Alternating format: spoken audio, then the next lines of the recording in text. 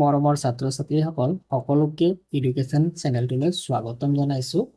Question number 21, এজন মানুহে ঘৰ সাজিবৰ কাৰণে 12,63,501 টকাৰে এটুকুৰা মাটি কিনিলে।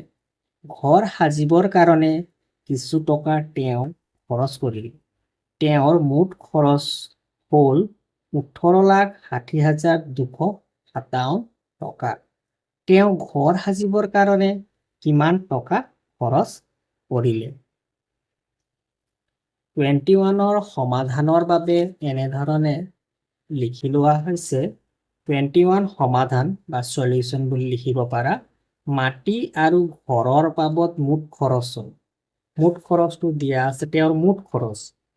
মাটি কিনোতে খৰচ হ'ল 12,63,501 টকা। এইখিনি মাটি কিনোতে খৰচ হ'ল প্লাস ঘৰ বনাওতে খৰচ হৈছে আৰু ঘৰ বনা আৰু মাটি কিনা মুঠ কিমান টকা খৰচ হৈছে 18,60,257 টকা। ইয়াকে লিখা হৈছে ইয়াত মাটি আৰু ঘৰৰ বাবদ মুঠ খৰচ হয় 18,60,257 টকা। কেৱল মাটিৰ বাবদ খৰচ হয়। কেৱল মাটিৰ বাবদ কিমান খৰচ হয়? কেৱল মাটিৰ বাবদ মাটিৰ কাৰণে খৰচ হয় 12,63,501 টকা মাটি কিনাৰ বাবদ খৰচ হয়। এতিয়া ঘৰ আৰু মাটি কিনোতে এইখিনি টকা খৰচ হয়। সেই মুঠ টকাৰ পৰা মাটিৰ বাবদ খৰচ হোৱা টকাটো বিয়োগ কৰি দিলে কি পাবা? ঘৰ সাজিবৰ বাবে কিমান টকা খৰচ হৈছিল সেই খৰচটো পাবা। 7ৰ পৰা 1 গ'ল 6, 5ৰ পৰা 0 গ'লে 5, 1 ধাৰ কৰিলে 12, 12ৰ 5 গ'লে 7, ইয়াত 9 আছে, 9ৰ 3 গ'লে 6, ইয়াত 5 থাকি গ'ল ধাৰ নিয়াৰ বাবে, 1 ধাৰ কৰিলে 15ৰ 6 গ'লে 9, ইয়াত 7 আছে, 7ৰ পৰা 2 মাইনাছ হ'লে 5, 1ৰ পৰা 1 মাইনাছ 0। এতেকে ঘৰ সাজিবৰ বাবে খৰচ হয় 5,96,756 টকা। কুৱেশ্যন নম্বৰ 22, এটা মটৰচাইকেল ব্যৱসায়ীত 85খন মটৰচাইকেল আছে। প্ৰতিখন মটৰচাইকেলৰ দাম 57,690 টকা। তেন্তে 85খন মটৰচাইকেলৰ দাম কিমান হ'ব? এই সমস্যাটো সমাধানৰ বাবে এনেধৰণে লিখি লোৱা হৈছে। 22 নম্বৰ সমাধান। এখন মটৰচাইকেলৰ দাম কিমান আছে? 57,690 টকা এখন মটৰচাইকেলৰ দাম।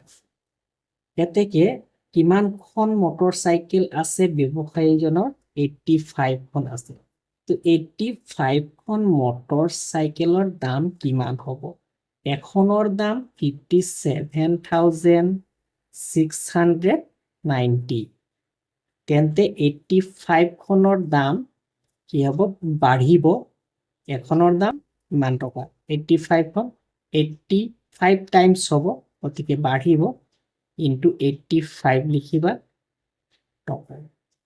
এতিয়া 57,690 ইনটু 85 কৰিলে, পূৰণ কৰিলে তোমালোকে পূৰণ ফলটো কিমান পাবা?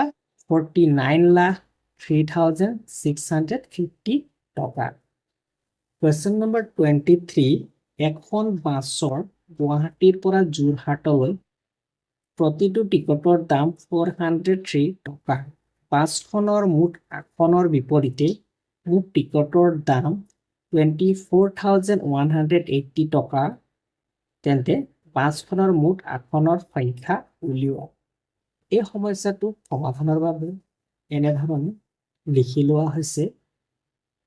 এটা টিকটৰ দাম 403 টকা। এটা টিকটৰ মূল্য বা দাম। এতেকে মুঠ আসনৰ বিপৰীতে মুঠ টিকটৰ দাম দিয়া আছে 24,180 মুঠ আসনৰ বিপৰীতে মুঠ টিকটৰ দাম 24,180 ইয়াত চোৱা মুঠ আসনৰ বিপৰীতে মুঠ টিকট মানে কি বুজাইছে টোটেল যিমানটা সিট আছে সেই সিটত প্ৰত্যেকটো সিটৰ মূল্য 403 তেন্তে বাছখনৰ মুঠ যিমানখন আসন আছে সেই গোটেইকেইখন আসনৰ মুঠ মূল্য বা দাম কিমান হ'ব 24,180 টকা এটা আসন বা এটা টিকটৰ দাম হৈছে 403 টকা তো 24,180 টকাত কিমানটা টিকট হ'ব যিমানটা টিকট হ'ব সিমানে আসন হ'ব কাৰণ এটা আসন বা এটা টিকটৰ মূল্য 403 24,180 টকাত 403 কিমানটা আছে বা কিমান বাৰ আছে যিমান বাৰ আছে সেইটোৱে হ'ব সিটৰ সংখ্যা আসনৰ সংখ্যা তো কিমান বাৰ আছে সেই বাৰটো ওলাবলৈ হ'লে 24,180 403 কিমান বাৰ আছে সেই বাৰটো ওলাবলৈ হ'লে কি কৰিব লাগিব হৰণ কৰিব লাগিব ডিভাইড কৰিব লাগিব তো ডিভাইড কৰিলে কিমান পাবা প্ৰথমতে 6 বাৰ যাব 6 বাৰ গ'লে 2,418 হ'ব কটা যাব তাৰপিছত 0 বাৰ যাব তো ইয়াৰ আনসাৰ কিমান পাবা 60 বাছখনৰ মুঠ আসনৰ সংখ্যা কিমান 60 টা লিখিব পাৰা আসনৰ সংখ্যা 60টা বা 60খন Question number 24 এজন দোকানীয়ে প্ৰথম দিনা প্ৰতি কিলোগ্ৰামত 35 টকাকৈ 2000 কিলোগ্ৰাম দ্বিতীয় দিনা প্ৰতি কিলোগ্ৰামত 30 টকাকৈ 1325 কিলোগ্ৰাম আৰু তৃতীয় দিনা 32 টকাকৈ 1550 কিলোগ্ৰাম চাউল বেচিলে তিনিও দিনৰ ভিতৰত দোকানীজনে মুঠ কিমান কিলোগ্ৰাম চাউল কিমান টকাত বেচিলে মুঠ চাউলৰ ওজনটো ওলাবলৈ দিছে 3 দিনত মুঠ কিমান চাউল বিক্ৰী কৰিলে সেই ওজনটো উলিয়াব লাগিব আৰু বিক্ৰী কৰি কিমান টকা পালে 3 দিনত সেই মুঠ টকাটো উলিয়াব লাগিব গতিকে 24 নম্বৰৰ আনসাৰৰ বাবে এনেধৰণে লিখি লোৱা হৈছে 24 নম্বৰ সমাধান এজন দোকানীয়ে প্ৰথম দিনা প্ৰতি কিলোগ্ৰামত 35 টকাকৈ 2000 কিলোগ্ৰাম বিক্ৰী কৰিলে 35 টকাকৈ 2000 কিলোগ্ৰাম বিক্ৰী কৰা দামটো কিমান হ'ব 1 কেজিত 35 1 কেজিত 35 হলে 2000 কিলোগ্ৰামত কিমান টকা হ'ব 2000 কিলোগ্ৰামত 35 পূৰণ 2 2 35 70 শূন্য তিনিটা আছে এটা দুটা তিনিটা টকা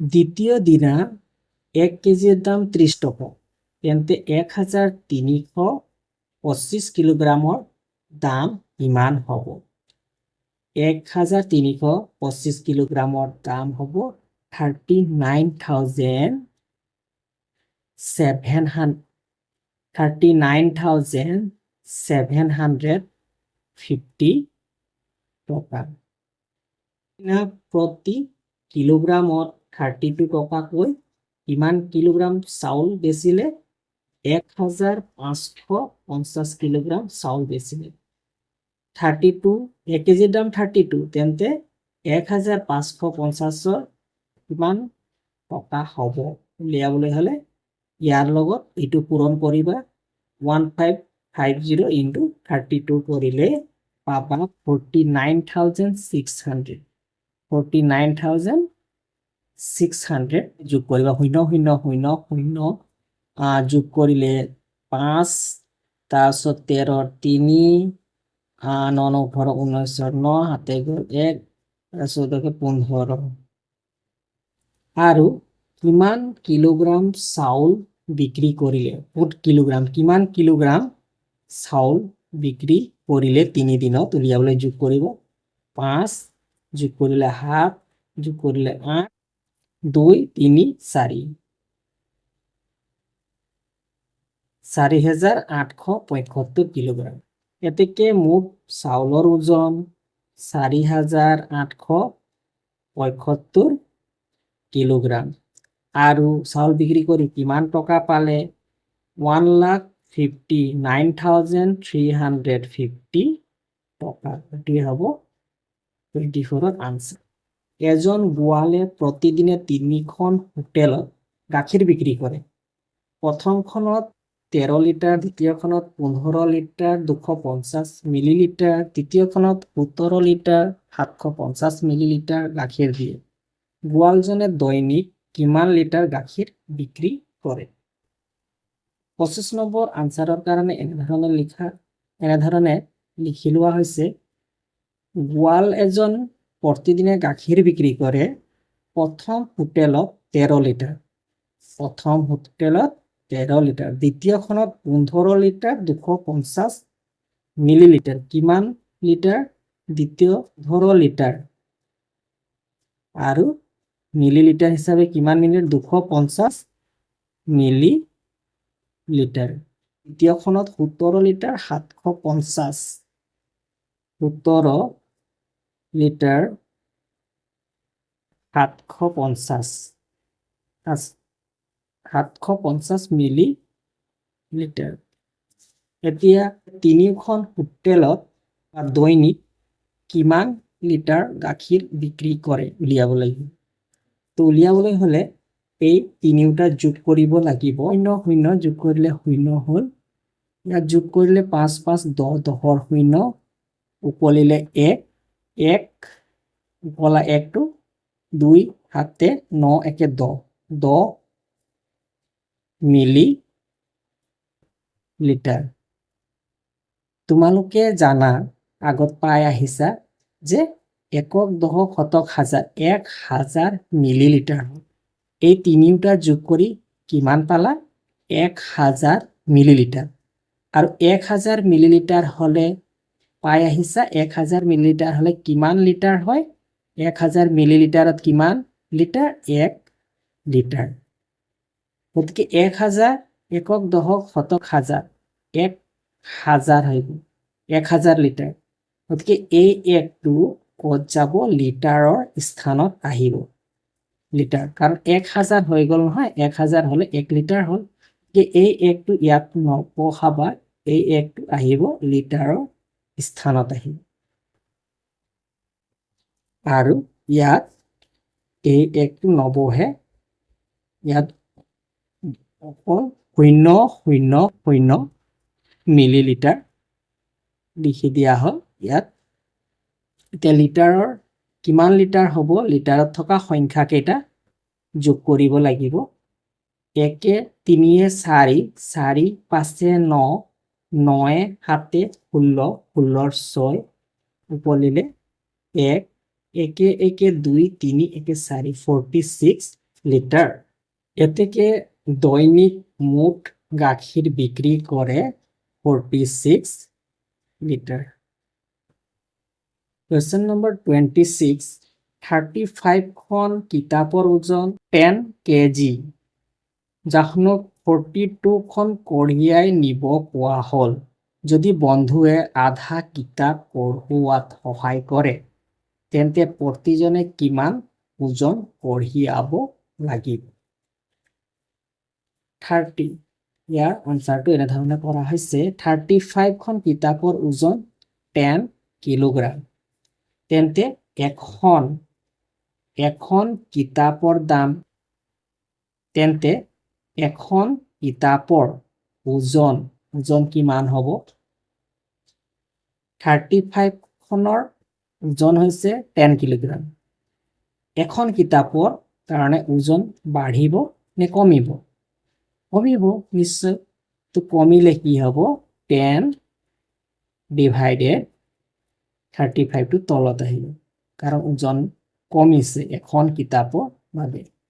তে এখনৰ পৰা আকৌ 42 বাঢ়িলে কাৰণ 42 ইয়াত চোৱা 42 খন কঢ়িয়াই নিব কোৱা হৈছে গতিকে 42 খন কিতাপৰ ওজন কিমান হ'ব 42 খন কিতাপৰ ওজন তে 1 ৰ পৰা এতে 42 আহি গ'ল গতিকে ওজন বাঢ়িব গতিকে এটো পূৰণ হ'ব বাঢ়িব বাঢ়িলে পূৰণ হয় 10 তলত 35 ইনটু 42 42 মাজত লিখা মানে ওপৰত থকাই বুজায় সংখ্যাটো গতিকে ইয়াতে ওপৰতে লিখি দিয়া হৈছে 42 আৰু লিখাৰ পাছত এতিয়া 42 সংখ্যাটো 6 এৰে হৰণ যায় 7 এৰে হৰণ যায় 35 সংখ্যাটো 6 এৰে হৰণ নাযায় 7 এৰে হৰণ যায় 7 এৰে যদি হৰণ কৰো 7 এৰে যদি হৰণ কৰো কিমান বাৰ যাব 5 টাইমস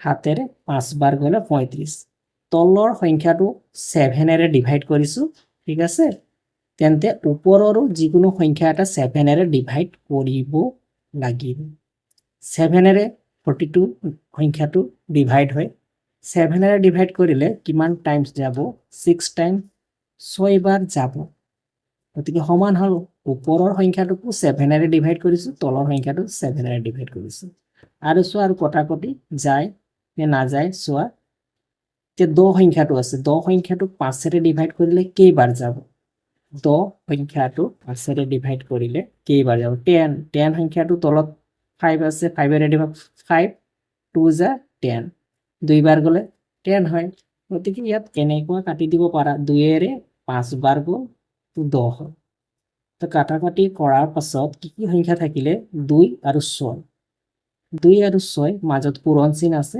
পূৰণ কৰিলে কিমান পাবা 12 কিলোগ্ৰাম 12 কিলোগ্ৰাম 42 খন কিতাপৰ ওজন হল 12 কিলোগ্ৰাম জাহ্নুৱে বন্ধুৰ সৈতে সমানে ভাগ কৰি পঢ়ুৱা বাবে প্ৰতিজনে পঢ়ুৱা ওজন মুঠ ওজন আছে 12 আছে আৰু কেইজনে সমানে সমানে ভাগ কৰি লৈছে দুইজনে সমানে সমানে ভাগ কৰি লৈছে দুইজনে সমানে সমানে ভাগ কৰাৰ বাবে কি হৈছে 2 এৰে হৰণ হৈছে দুইজনৰ মাজত সমানে ভাগ ভাগ মানে কি হৰণ কেইজনৰ মাজত দুইজনৰ মাজত 2 এৰে হৰণ 12 সংখ্যাটো 2 এৰে হৰণ কৰি 2 6 গুণ